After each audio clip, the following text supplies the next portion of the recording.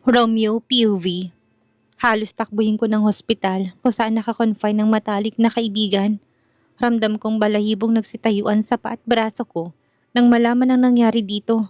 Malayo palang tanaw ko ng mag-asawang Di Silva at ang dalawang kambal. Tita, tito, biglang napaangat ng tingin si Tita Janine. Umiiyak itong lumapit sa akin. Iho, Romeo, ang kaibigan mo. Hagulo nito. Niyakap ko naman to. Hinaplos-haplos ang likuran nito. Hiling ko na sana magbago na to. Tanggapin ito kung sino talagang gusto ng anak nito. Siguro naman, mas pipiliin niyang buhay ng anak kaysa sa pagmamatigas nito sa pansarili nitong gusto. Hindi ko naman mitatangging malapit ang mga ito sa akin. Matalik na kaibigan nitong mami ko noon. Ganon din si daddy na matalik na kaibigan ni tito. Kapatid na rin ang turing ko sa dalawang kambal. Nakaka-disappoint nga lang na malaman kung gaano sila naging mapagmataas at hinamak ang kawawang si Celine. Sabay-sabay kaming napalingon nang bumukas ang pinto. Nagmamadaling lumapit dito si Tita Janine. Dok, kamustang anak ko? Pawisan ng doktor. Nagpakawala pa to ng buntong hininga bago nagsalita. Maaaring hindi siya magising sa loob ng 3 araw. Kailangan nating maghintay. But don't worry, he's fine. Bigla ko nakahinga ng maluwag. Thank you, Doc. Wika naman ni Tito. Nagyakapan naman ang mag-iina. Dito na muna ako, tita. Hihintayin ko si Jimmy. Babantayan namin si Draco. Wika ako. Hinawakan itong braso ko. Salamat, iho. Manang-mana ka talaga sa magulang mo. Kung nabubuhay lamang sila, siguradong proud na proud sila sa'yo. Ganon din sanang kapatid mong babae. Lumungkot ang mukha nito.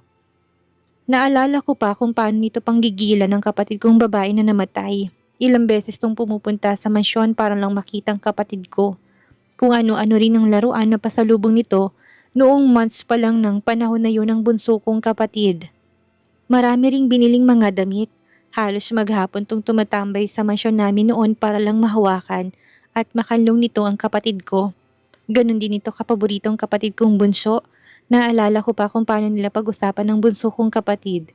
Gusto nitong ipagkasundo ang bunso kong kapatid sa anak nitong si Draco. Tandang-tanda ko pa kung paano sumang-ayon ng mommy ko. Alam ko naman na may kabutihan sa puso si tita. Hindi lang talaga nito matanggap ni isang simple at mahirap na babae ang napusuan ng anak nito. Kung sa bagay, kahit ako man, hindi matanggap-tanggap ng grandma ko ang fiancé ko. Mahirap din kasing pamumuhay ng fiancé ko. Pero nakapagtapos naman ito at nagkaroon ng maayos sa trabaho. Nakilala ko to sa US. Pangarap kasi ng grandma ko ay isang kilala at nagmula sa mayamang pamilyang mapangasawa ko. Pero masisisi ko bang puso ko kung bigla na lang tumibok sa fiancé ko ngayon? Hindi naman siya, natutuwa ko may karamdaman ngayon ng grandma ko. Pero kung nagkataon na malakas pa ito't nakakalakad, baka kung anong ginawa nitong paghihiwalay sa amin ng fiancé ko. Kung minsan nasasaktan ako at wala itong bukang bibig kundi ang namatay kong bunsong kapatid. Pero naintindihan ko naman to. Mahal na mahal nitong kapatid kong babae. Ang totoo, magkamukha sila ng kapatid ko noong sanggol pang kapatid kong babae. Kaya siguro paborito to ng grandma ko. Dahil hawig na hawig ito sa kanya. At hanggang ngayon may kamukha ito. Pero kailangan ko makasiguro. Ayokong umasa at masaktan. Ako ang pinakaunang magiging masaya, oras na malaman kong lahat-lahat. Kung posible ba talagang salitang himala sa taong matagal ng patay para sa lahat ng tao. Ang isiping walang bangkay na kapatid ko noon natatagpuan. May parte sa puso ko na posibleng buhay pang bunso kong kapatid. Pero ayokong umasa, lalo na't napakataas ang tulay na malaglag ang sasakyan habang inaapoy ito ng sunog. Napakurap-kurap ako nang uminit ang sulok ng mga mata ko. Pasensya ka na, iho. Pinaalala ko pa. Bigla itong nagbahala. Bahagya akong umiti at tumiling. Nagpaiwan si Tito, ngunit makalipas ng ilang oras nagpaalam din itong aalis na muna at magpapalit ng damit. Bigla ko natitigan ng matalik na kaibigan. May bandage to sa leeg, ganun din sa ulo nito. May sugat din sa gilid ng mga mata nito. Laking pasalamat ko talaga't hindi naapektuhan ang mga mata nito. Ang ipinagtataka ko, bakit na-aksidente to? Alam ko kung gaano to kaingat magmaneho. Biglang bumukas ang pinto. Hinihingal tong lumapit. Kamusta siya? He's fine. 3 araw siyang hindi magigising. Pero wala pang katiyakan. Bigla tong napaupo kasabay ng pagbuntong hininga nito. Napahilot to sa sentido. Ano kayang nangyari? Nakakunot noong tanong nito. Bigla naman ako natala. Baka may nalaman na siya. Nilingon ko to. Kung anong ginawa nila kay Shilin, bigla tong natigilan. Sigurado, kaya sa sobrang galit niya. Pati sa pagmamaneo, hindi na nag-iingat. Shilin's POV. Samantalang biglang napatili si Celine nang mabitawan niyang babasaging tasa. Sandali siyang natigilan, napatulala sa tasang nabasag. Bigla niya nasapong kaliwang dibdib na lumakas ang kabog noon. Darako, bigla siyang napalunok. Nakaramdam ng takot, takot hindi pangkaraniwan. Nalamig din ang kanyang mga kamay. Sa sobrang pagmamadali niya na damputin ang basag na tasa, bigla siyang nasugatan. At hindi niya maintindihan kung bakit bigla siyang napaiyak. Napahagulhol habang iniisip ang nobyo. Tahimik siyang humikbi sa tindi ng pangungulila sa nobyo. At ng mga oras na yon, labis ang kaba sa dibdib niya sa hindi malamang dahilan. Napuno ng takot ang pagkatao niya habang iniisip ang nobyo. Nangihina siyang napaupo. Hinaplos ang tiyan. Ilang buwan na lang mapaghahalata na buntis siya. Hinahanap mo ba ako? Tumulo ng sunod-sunod ng luha sa mga mata ko. Ang isiping pinabayaan na ako nito, sobrang sakit sa dibdib. Baka nalasa ng pag-iisip nito ng mommy nito. Baka isaksak sa kakote ng nobyo ko ni isa lamang akong pulubit hampas lupa na hindi kailangang pagkaksayahan ng panahon. Bakit ba ako kinakabahan ng ganito? Nahawakan kong kaliwang dibdib ko. Ang lakas-lakas ang tibok ng puso ko. Ganon din ang dibdib ko. Ramdam ko rin ang balahibong nagsitayuan sa paa at braso ko. Are you okay? Bigla ko napapitlag. Nakalimutan kong nasa opisina ko ng mayor. Pasimple kong pinunasan ng luha sa mga mata ko. Sa isang iglap na sa harapan ko na to, nagulat ako nang hawakan itong kamay kong nasugatan. What happened? Pag-aalala nito, bigla ko naila yung kamay ko dito. Pansin kong paninitig nito, ngunit hindi ko yung pinansin. Nadulas po sa kamay ko. Babayaran ko na lang po. Don't say that. Pagpuputol nito, akmang pupulutin kong basag na tasa nang pigilan ako nito. Hayaan mo na yan dyan, tatawagin ko na lang ang sekretary ko. Hindi na ako nakipagtalo pa. Wala ako sa mood ng mga oras na yon. Mabigat ang pakiramdam ko at parang gusto ko na lang umiyak ng umiyak. Hiling ko na sana nasa mabuting kalagayan ang nobyo ko, kung bakit siyang unang nasa isip ko nang mabasag ang tasa. Umalis ito sa harapan ko. Ngunit kaagad ding bumalik, nilagyan nito ng band-aid ang daliri kong nasugatan. Nagtaka ako sa pagiging tahimik nito. Nawala yata ang pagiging palabiro nito. Halata ata sa mukha ko na umiyak ako at wala sa mood ang itsura ko. Ilang linggo na rin ako nagtatrabaho sa opisina. At madalas tong magbiro na ikinangiti ko kahit na papano. Nakakalimutan ko sandaling kalungkutan sa puso ko. Masasabi kong mabait ito at maalaga din. Libre ba naman ang pagkain ko at madalas din itong bumili ng prutas at ibinibigay sa akin. Ang nakakapagtaka ay madalas tong pumunta kila Mang Kanor. Nagiging dahilan tuloy noon ang paghatid na rin ito sa akin. Ayoko namang isipin na sinasadya nitong mga bagay na yon para lang maihatid ako. Next time mag-iingat ka ha, lalo na kapag nasa bahay ka. Mag-isa ka pa naman. At seryoso tong tumitig sa akin. Iniwas ko naman ang mga mata ko. Salamat, Mayor. Tsk, isa pang mayor at malalagot ka sa akin. Lihim akong napalunok, nilagpasan ko to para makaiwas ang paninitig nito sa akin.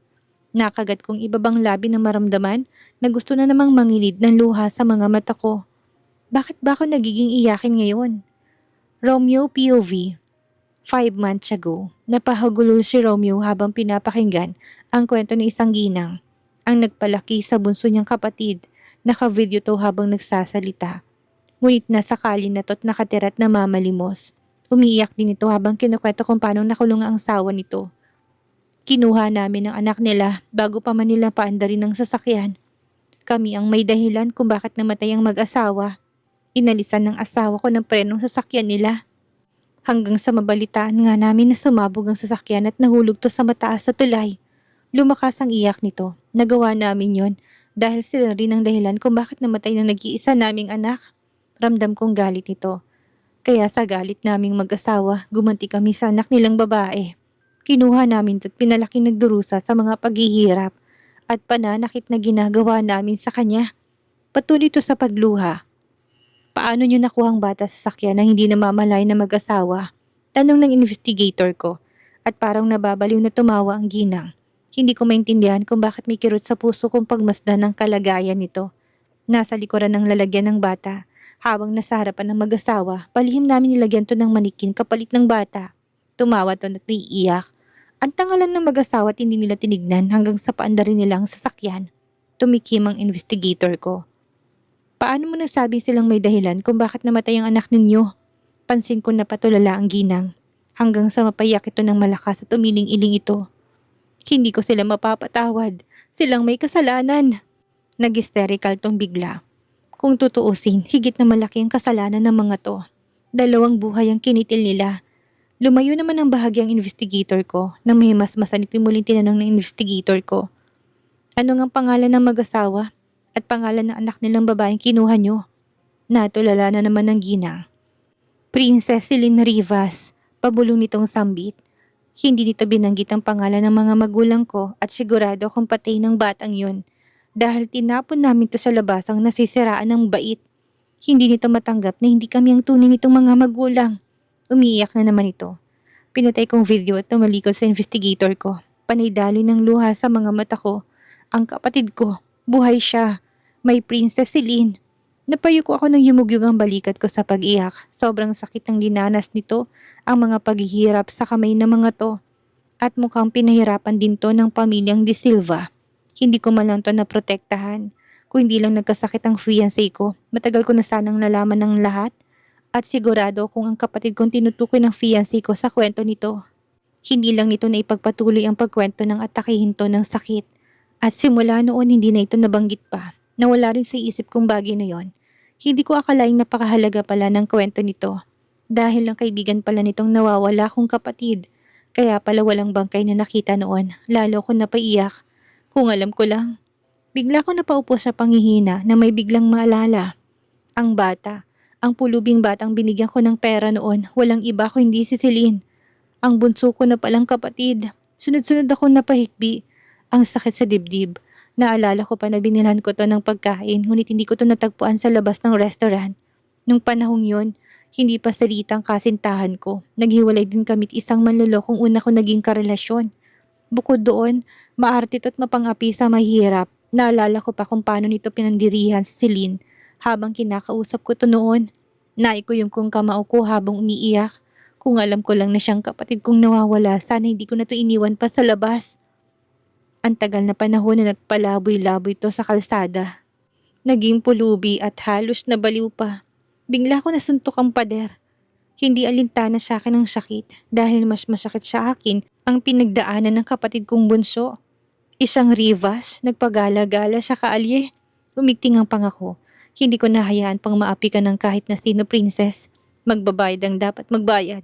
Tumunog ang ngipin ko sa tindi ng galit. Lumuluha ko habang nagtataas pa ba ang paghinga ko sa galit. Pero bakit nga ba ang mga magulang namin ang may dahilan ng pagkamatay ng anak nila?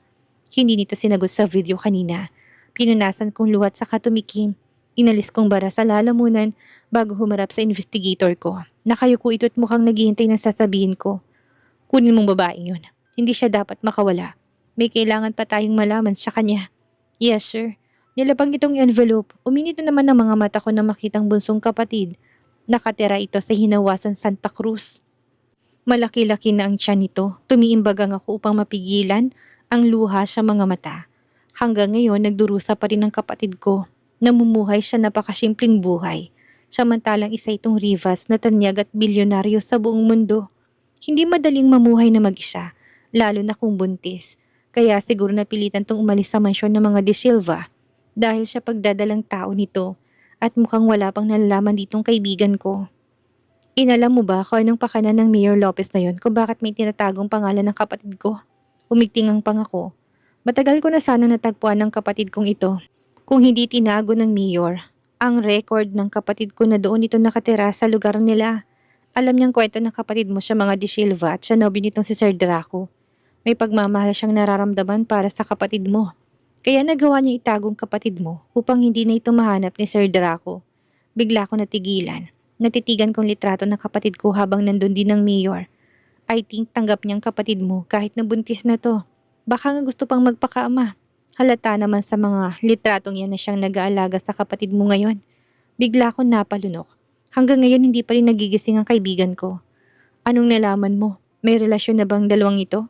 Pati ako kinabahan sa sariling tanong. Alam ko nga hanapin pa rin to ni Draco pagkagising nito. Sa mga nalaman ko, wala pa naman. Mukhang umaasa pa rin ang kapatid mo kay Sir Draco. Bigla akong nakahinga ng maluwag. Paanong mayor na to? Masasaktan lang siya. Bigla akong napahilot sa sentido. Sobra ako nagpapasalamat sa itaas at may mga taong binibigay para maprotektahan at matulungan ng kapatid kong bunso. Pagkaalis nito, bigla naman ako napaisip ng malalim. Pinag-iisipan ko kung dapat ko na bang sabihin sa kaibigang natagpuan kong nawawala akong kapatid at walang iba kundi ang nobyo nitong si Celine. Pero hanggang saan ang kaya niyang gawin para protektahan ang kapatid ko sa pamilya nito. Dahil kung hindi niya mapoprotektahan at may paglalaban ng kapatid ko sa mga taong mapanghusga at mapang-api lalo na sa pamilya nito, ilalayo ko ng tuluyan ng kapatid ko at hindi niya na ito makikita pa. Pero bibigyan ko siya ng pagkakataon. Hahayaan ko siyang makita niyang kapatid ko, titingnan ko kung hanggang saan ang kaya niyang gawin para sa kapatid ko. Lalo na ngayon na may karibal siya sa buhay ng kapatid kong bunso, ang mayor ng hinawasan na nag-aalaga ngayon sa kapatid ko. Biglang bumukas ang pinto. Bro, gising na si Draco. Masayang wika ni Jimmy. Naglahong ngiti nito sa labi. What's wrong? May nangyari ba? Takang tanong nito nang manatili akong tahimik. Umiwas ako ng tingin. Buhay ang kapatid ko. Natagpuan na siya ng investigador. Nahihirapan akong lumunok. Pansin ko na natigilan to't halos hindi nakagalaw sa kinatatayuan. Buhay si Princess Celine? Ang bunso mong kapatid? Papaanong? Pansin kong kalituhan nito. Inabot kong video dito, tinayaang panoorin ito. Tumalikod ako upang itagong luha sa mga mata. Every time na naririnig kong video recording, napapayak ako at parang pinipiga ng gustong puso ko sa sobrang sakit. OMG! Pabulong na sambit nito, kita ko sa gilid ng mga mata kong paghilamos ng sariling mukha nito. Tigagal tong humarap sa akin. Ibig sabihin, si Celine, ang nobyo ni Draco, ang kapatid mong nawawala? Hindi makapaniwalang tanong nito, marahan akong tumango. Kaya pala malakas ang pag-asa ng lola mo na buhay ang kapatid mo. Hindi ako mimik. Bakit sinasabi ng mga magulang nyo na may kagagawan kung bakit namatay din ang anak nila? Humugot ako na napakabigat na buntong hininga. Yan ang aalamin ko. Tulala itong napaupo sa visitor's chair. Anong gagawin mo? Ngayon nalaman mo na sa Celine palang nawawala mong kapatid. Sandali ako natulala. Ipapaalam mo na ba to kay Draco? Doon ako tumitig dito. Yun ang hihingin kong pabor sa'yo. Sa ngayon hindi ko muna ipagtatapat sa kanya na si Celine ang nawawala kong kapatid. Pero bakit? Naguguluhan tanong nito, tumingin ako sa kawalan. Para malaman ko kung hanggang saan niya kayang ipaglaban ng kapatid ko sa mismong pamilya nito. Kung hanggang saan ang kaya niyang gawin para sa kapatid ko. Nakatitig lang to sa akin. Marami ng pinagdaanan ng kapatid ko. Sa kamay ng mag-asawang Domingo. Sa kamay ng mga taong pulubi at sa kamay ng mga De Silva. Kumuyom ang kamao ko. Hindi ko matatanggap na sinaktan nilang kapatid ko. Umiting ang pangako. Pansin kong pagbitaw nito ng buntong hininga. Ikaw ang bahala, bro. Alam ko na alam mong mas makakabuti para sa kapatid mo. Masayang masaya ako na buhay ang kapatid mo. God is good talaga. Tumango-tango ito. Napatitig ako dito magpunas to sa mukha. Sorry, napaiyak din ako. Nahihirapan akong lumunok. Magpapakita ka na ba sa kapatid mo? Akmang magsasalita ko nang unahan na ako nito. Hindi pa nga pala, nakatitig ako sa litrato ng kapatid ko. Ilang buwan na lang manganganak na to. Kailan mo sasabihin? Napalingon ako dito, sa grandma mo. Kapag handa ng kapatid ko. Kumunot ang noon nito. Pero hindi na ako nagsalita. Ako ang nakakaalam ng tamang panahon. Mas lalo tong nagulantang na makitang litratong hawak-hawak ko. Buntis ang kapatid mo? Bulalas nito. At sinong lalaking to? Sabay turo nito. Binitawan kong litrato, kinuha naman ito at pinakatitigan. Yes, buntis siya nang umalis sa mansyon ng mga De Silva. Gulat ang napalingon sa akin. Ibig sabihin, magiging ama ng kaibigan natin? Pero sino to? Sa lubong ang kilay niya nang tinurong mukha ni Mayor. Siya si Mayor Lopez. May pagtingin sa kapatid ko at mukha rin siyang nag-alaga ngayon sa kapatid ko. Siya rin ang dahilan kung bakit nahirapan akong hanapin ang kapatid ko. Tinago niyang record nito upang hindi mahanap ng kaibigan natin. Gusto niya yatang akuin ang responsibilidad ng bata. Kagad naman itong kumontra. As if naman papayag ang kaibigan natin. Mumis ito. Yun din naman ang naisip ko. Kilala ko si Draco. Lahat gagawin nito. At yun ang gusto kong makita para dito para sa kapatid ko. Kung hanggang saan ang kaya niyang gawin para sa bunso kong kapatid. Kung hindi ko lang ito matalik na kaibigan, siguradong mananagot sa akin ng pamilyang De Silva. Pero hayaan ko siyang maningil sa mismong pamilya nito. Hindi ko alam kung ano pang mga pinagagawa nila sa kapatid ko. Pero umaasa pa rin ako na hindi nila pagmamalupitan ng sobrang kapatid ko At baka makalimot akong nagkakilala pala kami. I'm sure naman na walang relasyon ng dalawang ito. Pansin ko na kinabahan ang itsura nito. Alam naman kasi naming mahal na mahal ni Draco ang kapatid ko. Wala pa, at sana hindi siya mahuli. Makahulog ang wika ko. Hindi papayag ang kaibigan natin. Iiling-iling ito. Sana nga lang hindi pa napapamahal ang kapatid ko sa mayor na to. Siguradong magwawala ang kaibigan ko o baka magpakamatay pa yon. Bigla ko na problema, kailangan na niyang makalabas sa ospital at puntahan ng kapatid ko kung ayaw niyang maagawan. At dito na po nagtatapos ang kabanata ng ating kwento at sana'y muli niyo po akong samahan sa mga susunod pang kabanata. Maraming salamat po at keep safe everyone.